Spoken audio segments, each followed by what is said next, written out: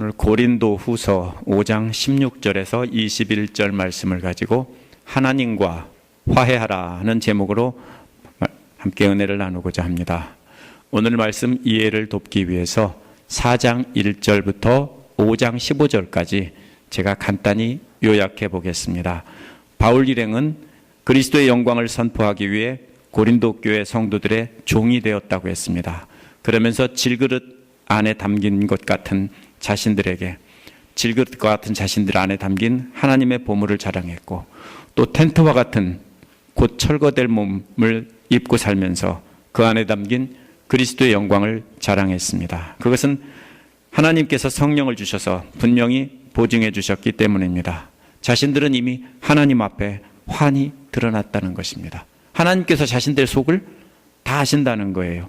그것을 보고 고린도 교회 성도들이 자신들 안에 있는 빛을 자랑해 달라고 부탁했습니다.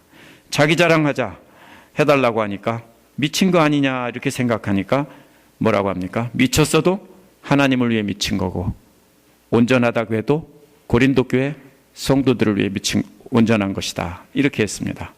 그리스도께서 모든 사람을 위해 죽으셨으니 모두 다 죽은 셈이고, 이제부터는 미쳤다 소리를 듣든 온전하다 소리를 듣든 상관없이 그리스도를 위해 살아야 한다는 것입니다. 한마디로 정리하면 곧 부서질 것 같고 무너질 것 같은 육체를 입고 살면서 남은 온 힘을 모아서 그리스도의 영광을 선포하기 위해 살아야 한다는 것입니다. 그것은 그리스도의 사랑의 포로가 되었기 때문에 선택이 아니라 의무라는 것입니다. 오늘의 말씀에서 그렇게 그리스도의 사랑의 포로가 되어 끌려간 결과가 무엇인지 말하고 있습니다.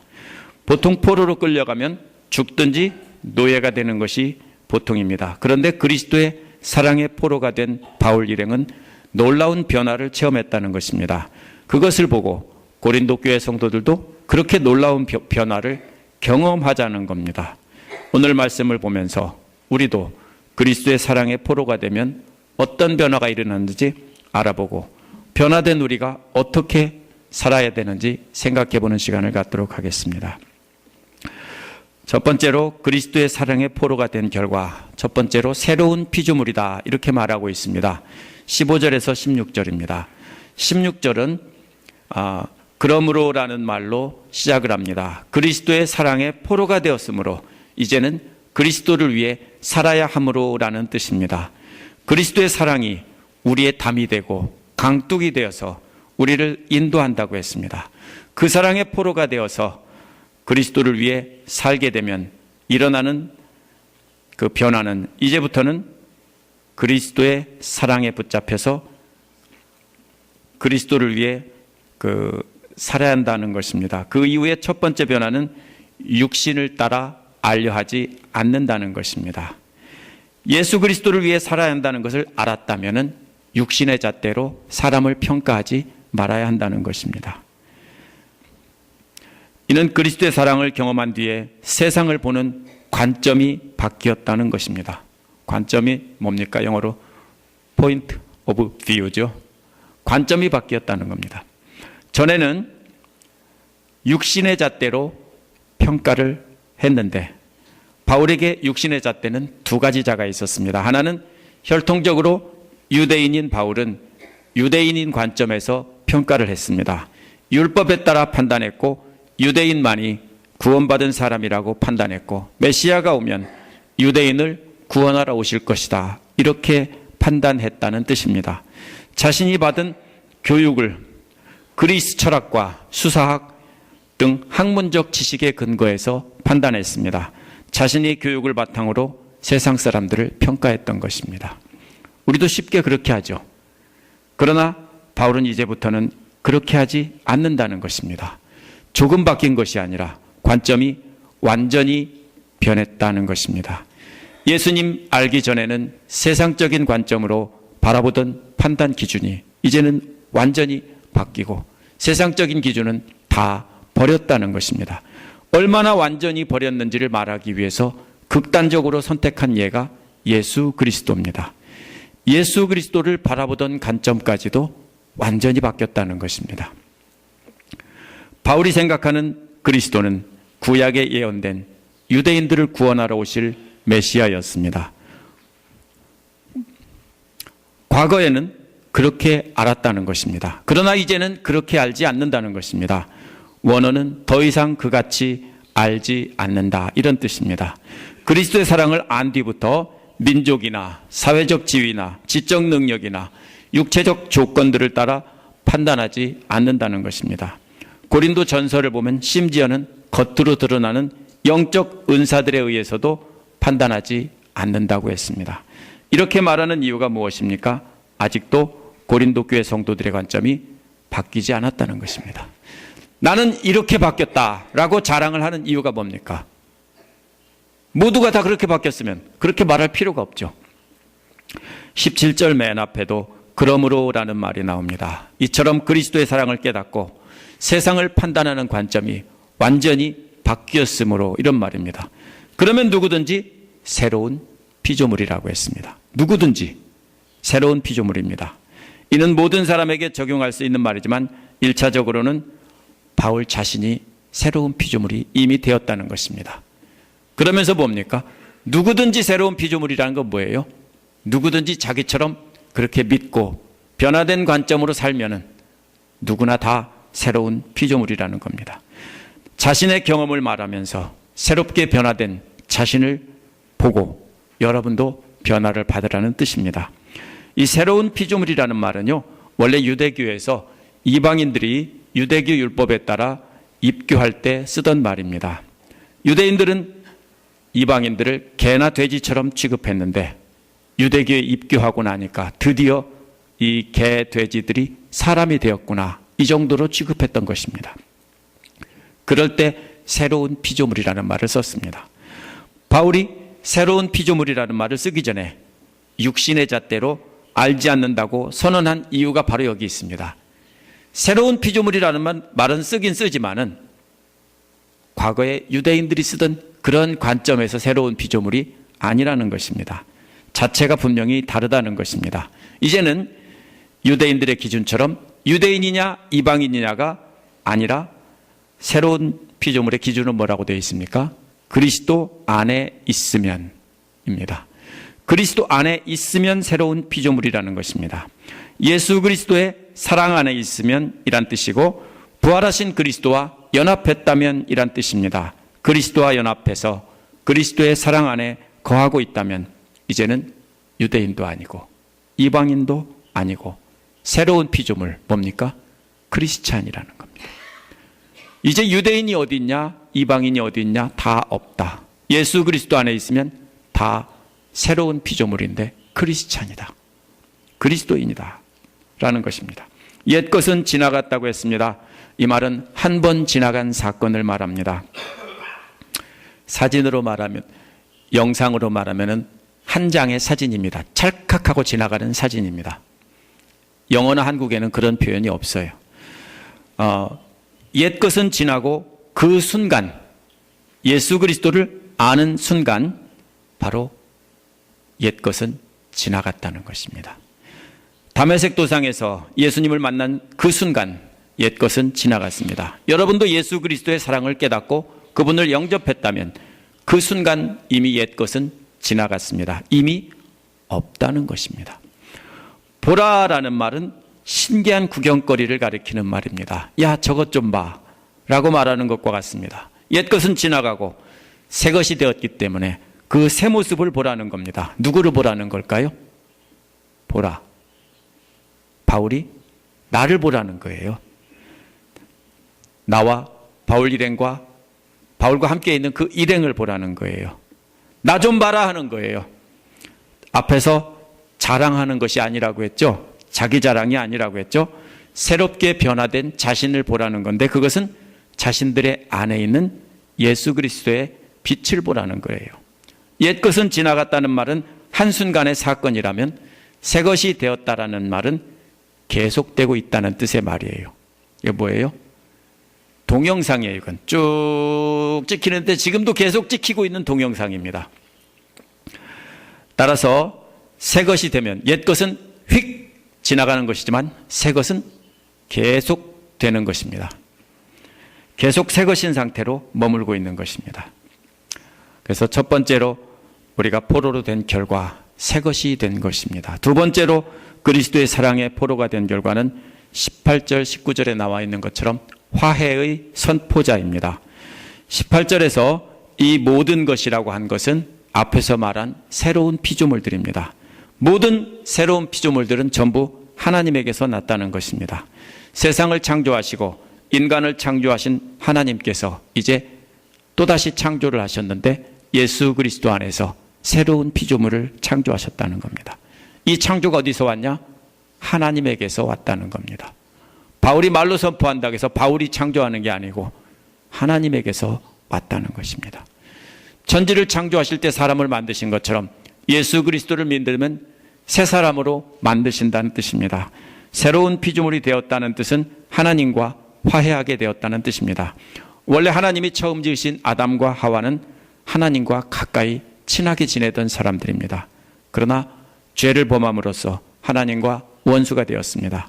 이제 그리스도를 통해서 우리를 하나님과 하나님 자신과 화해하게 하셨다는 것입니다.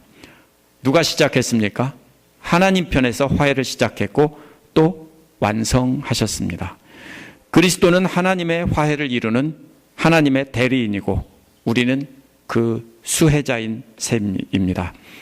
이렇게 화해하게 하신 후에 우리에게 화해하게 하는 직분을 맡기셨다고 했어요. 참 감사하죠. 먼저 화해를 한 다음에 화해하자마자 화해한 사람에게 너도 다른 사람에게 이렇게 나하고 화해하자고 알려주겠니? 이렇게 맡기셨다는 겁니다. 여기서 우리라는 말은 그리스도의 사랑을 깨달아 하나님 관점으로 바뀐 모든 사람을 말합니다. 하지만 좀 더 구체적으로 1차적으로 말하면 바울은 먼저 자신과 함께 사역하는 동역자들을 염두에 두고 하는 말이고 특별히 바울 자신을 두고 하는 말입니다. 자신에게 직분을 맡겼다라는 것입니다. 이 화해라는 말은 원어에서 원래 물물교환이나 환전을 뜻하는 말입니다. 뭡니까? 하나님과 적대적인 관계에 있던 사람이 하나님과 우호적인 관계로 완전히 바뀌었다는 것입니다. 하나님께서 하신 일은 그리스도를 통해서 화해하시고 그 화해한 사람들에게 직분을 맡기신 것입니다. 이제 하나님의 화해 사역을 맡은 그 사람들은 새로운 피조물들을 이 사람들이 뭡니까? 다른 사람에게 전함으로써 또다시 새로운 피조물로 되게 하는 그런 귀한 사역을 맡은 것입니다. 그렇게 해서 그 섬김으로 그 사역이 완성되는 것입니다. 따라서 어떻게 됩니까? 하나님의 화해의 사역은 누구를 통해 이루어지는 거냐면 사람들을 통해서 이루어지는 겁니다. 변화받은 사람들을 통해서 전해지고 전해져서 이루어지는 것입니다. 이 자리에 있는 여러분들도 누구를 통해서 이 자리에 왔습니까? 누구를 통해서 하나님을 알게 됐습니까? 하면 다 사람들을 통해서입니다. 따라서 우리는 하나님과 적대적인 관계에 있는 사람들에게 가서 나 좀 봐라, 나 좀 봐 하고 자랑하면서 어떻게 우리가 하나님과 화해하게 되었는지 알려주고 또 그들도 그렇게 되도록 해줘야 합니다. 좋은 거 있으면 뭐예요? 함께 나누죠. 어디에 가봐, 나 이거 얼마 주고 샀다 하고 자랑하죠. 그러면서 뭐예요? 지금 너도 가면 빨리 가면 살 수 있어 알려주겠죠. 바로 그런 것처럼 우리가 받은 것을 보여주고 자랑하라는 겁니다. 그것이 화해를 선포하는 직분을 맡은 것입니다. 19절에서 개역과 새 번역이 완전히 다르게 번역되어 있는데요. 그리스도 안에서라는 말을 어떻게 해석하느냐에 따라 다른 거예요. 그리스도 안에서가 계시다를 설명해 주는 말이면은요, 그러니까 아니면 그 뒤에 나오는 화해하다는 말을 설명하는 말인가에 따라서 다릅니다. NASB나 개역처럼 하나님이 그리스도 안에 계셨다 이렇게 설명할 수 있고요.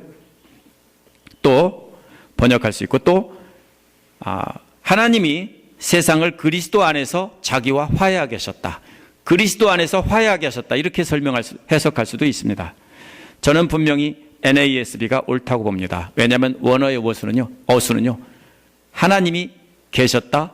그리스도 안에서 이렇게 돼 있어요. 원어는 정확히. God was in Christ 이렇게 돼 있어요. 원어의 순서들은. 원어의 어순으로 보나 문맥으로 보나 하나님이 그리스도 안에 계셨다 라고 해석하는 것이 옳습니다.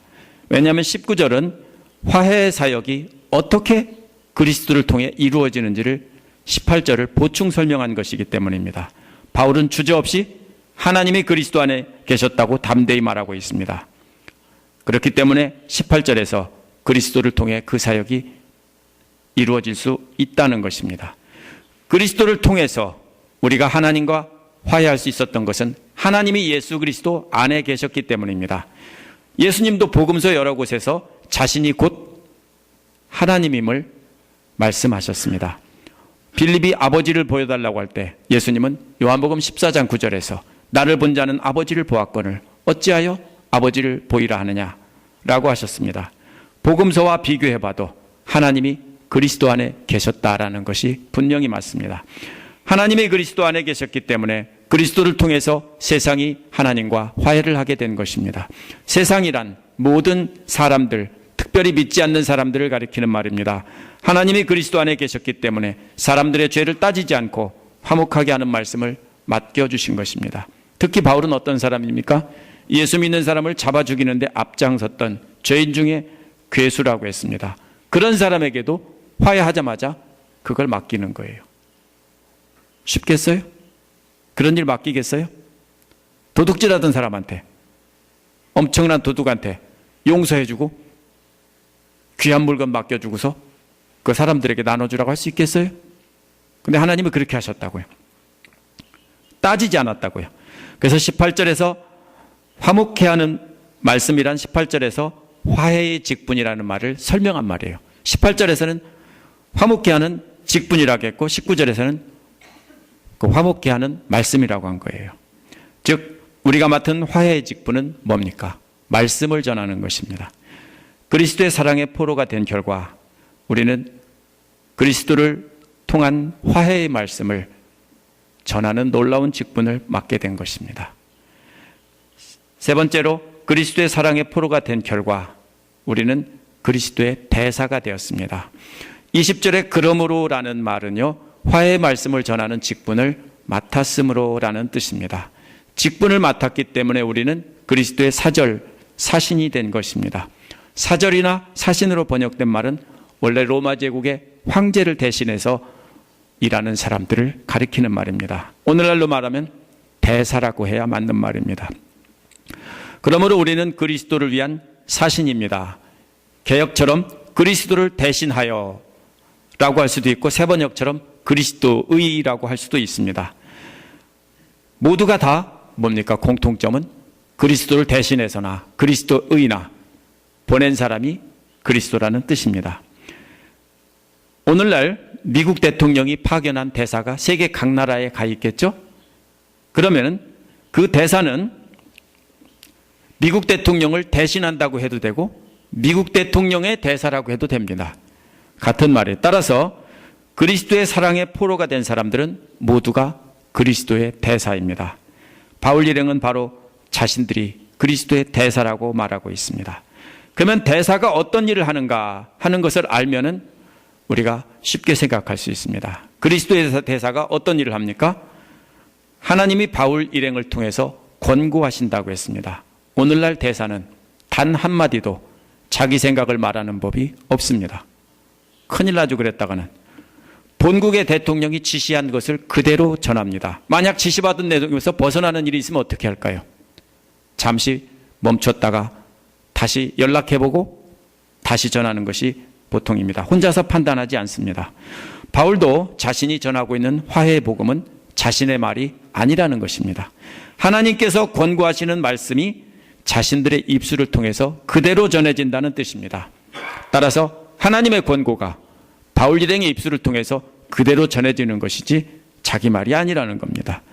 권고한다는 말과 간청한다는 말은 비슷한 말인데요. 어떻게 다르냐면요. 권고는 개인적인 것입니다. 간청은 좀 더 공식적인 말입니다. 하나님께서 대사를 통해 권고하는 말씀은 개인적인 권고입니다. 하나님이 바울에게 개인적으로 권고해서 이렇게 해라라고 알려준 것입니다. 제가 설교 시간에 하나님 말씀을 풀어서 그대로 전하는 것은 뭡니까? 바울이 하는 것과 마찬가지로 개인적인 권고입니다. 여러분 각자 한 사람 한 사람에게 주는 하나님의 권고라는 뜻입니다. 그러나 간청한다는 말은 여러 사람에게 공식적으로 선언하는 말입니다. 그리스도를 대신해서 모든 성도들에게 부탁하는 것입니다. 제가 간청합니다. 예수님을 대신해서 모두에게 부탁하는 공식적인 말은 뭡니까? 하나님과 화해하십시오. 하나님과 화해하랍니다. 특히 고린도 교회 성도들이 바울 일행이 전하는 말을 듣지 않고 있었다는 것을 나타냅니다.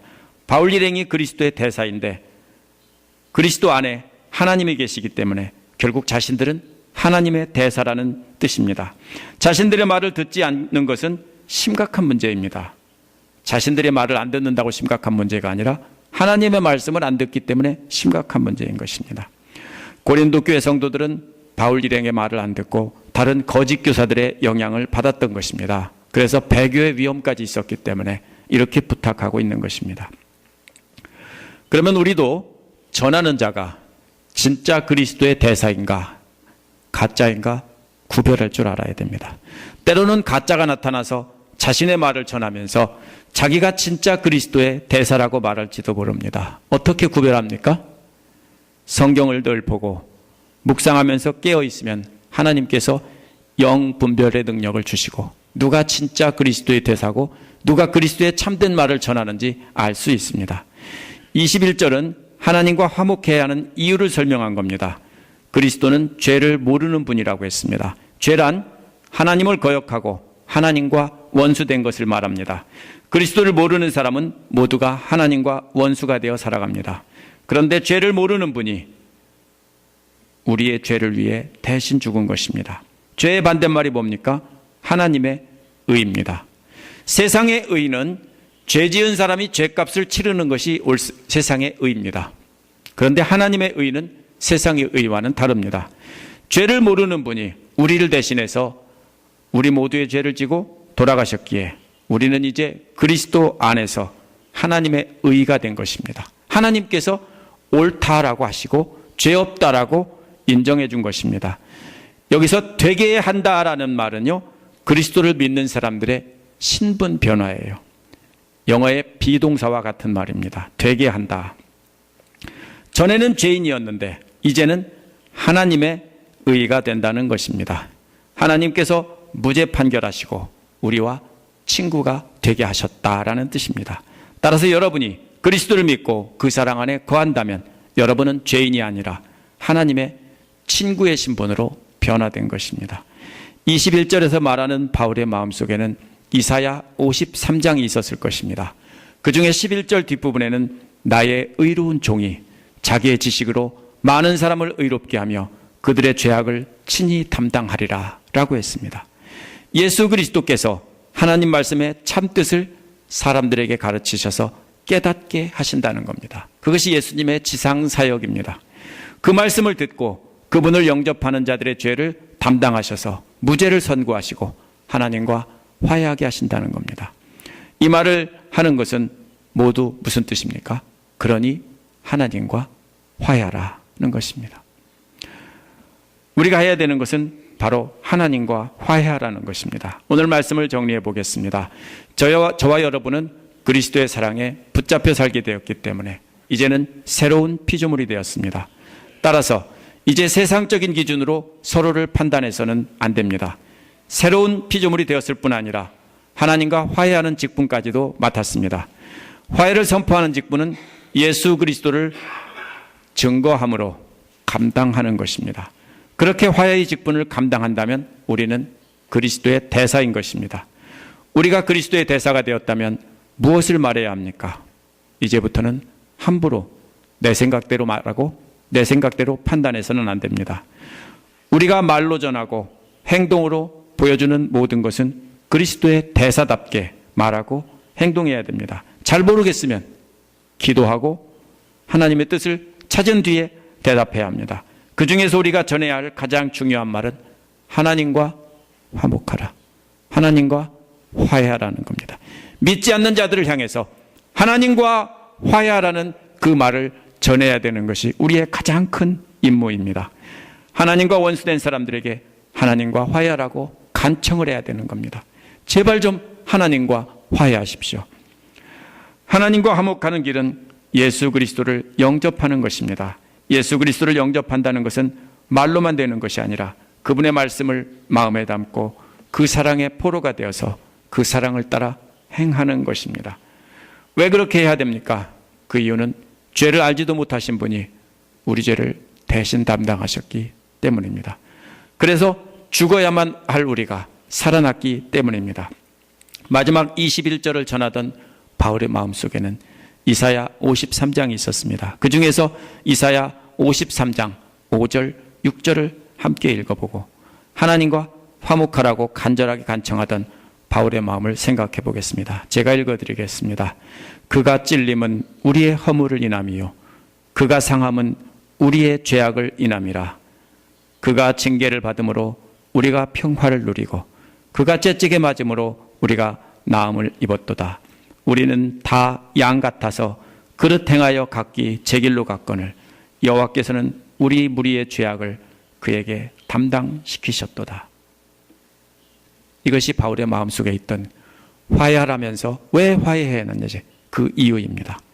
그러므로 하나님과 화목하시기 바랍니다.